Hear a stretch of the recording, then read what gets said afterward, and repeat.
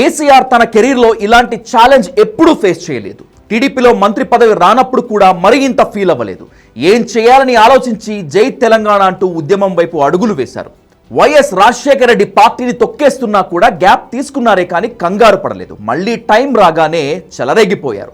అలాంటి కేసీఆర్ తన సొంత కూతురే సృష్టించిన సునామీ నుంచి ఎలా బయటపడాలో అర్థం కాక ఇబ్బంది పడుతున్నారు. తండ్రే ముఖ్యమంటుంది, కేసీఆర్ను తనను ఎవరూ విడదీయలేరు అంటోంది. బీజేపీలో మాత్రం బీఆర్ఎస్ను కలిపేస్తారంటోంది.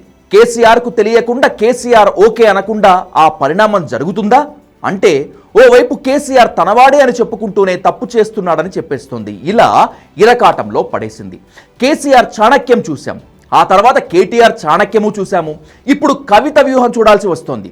మొన్నటి దాకా దాగుడు మూతల్లా నడిచిన వ్యవహారం ఇప్పుడు మొత్తం ఓపెన్ అయిపోయింది. ఒక్క చిట్ చాట్తో తన మనసులో ఉన్నది చెప్పేసింది కవిత.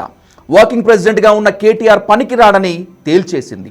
కేటీఆర్ను పక్కన పెడితే పార్టీలో ఉంటాను, లేదంటే నా దారి నాది అని చెప్పకనే చెప్పేసింది.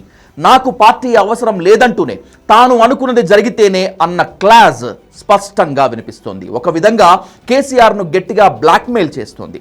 ఆయన అస్త్రం ఆయన మీదే ప్రయోగిస్తోంది. ఇప్పుడు కేసీఆర్ ఏం చేస్తారనేటువంటిది ఇంట్రెస్టింగ్ టాపిక్.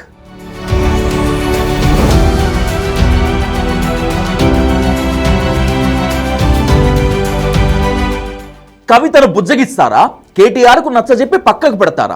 లేక పార్టీలో ఎవరు నెంబర్ 2 లేరు, అన్నీ నావే, అన్నీ నేనే అని స్పష్టంగా ప్రకటించేసి ఈ వివాదానికి ముగింపు పలుకుతారా? ఇకపై కేసీఆర్ ఫామ్ హౌస్లో రెస్ట్ తీసుకుంటే కుదరదు. రెగ్యులర్గా పార్టీ ఆఫీస్కు వచ్చి కూర్చోవాల్సిందే, లేదంటే అలజడి కంటిన్యూ అవుతుంది. మరి ఆ పని కేసీఆర్ చేయగలరా? బీజేపీకి ఊతమిచ్చేలా ఉన్న ఈ పరిణామాలతో కాంగ్రెస్ కలవరపడుతోంది. అసలే ప్రభుత్వంపై వ్యతిరేకత ఉందనే అంచనాలతో కంగారు పడుతున్న కాంగ్రెస్కు ఇవి కొంచెం కొత్త టెన్షన్ పుట్టిస్తున్నాయి. ఎందుకంటే బీఆర్ఎస్ ఎదురొస్తే కేసుల అస్త్రాలు రెడీగా ఉన్నాయి. కానీ బీఆర్ఎస్ బీజేపీ వెనుక చేరి వస్తే మాత్రం ఎదుర్కోవటం కష్టమే అవుతుంది. మరోవైపు బీజేపీ కూడా ప్రస్తుతం అబ్జర్వేషన్ పీరియడ్ నడిపిస్తోంది.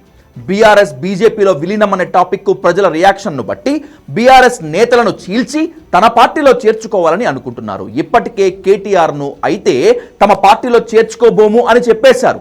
కానీ ఇప్పటి వరకు ఇన్ని రూమర్లు, ఇన్ని టాకులు వచ్చినా కవితను మాత్రం చేర్చుకోము అని ఏ బీజేపీ నేత మాట్లాడలేదు. ఇక్కడే పొలిటికల్ స్ట్రాటజీ అర్థమైపోతుంది.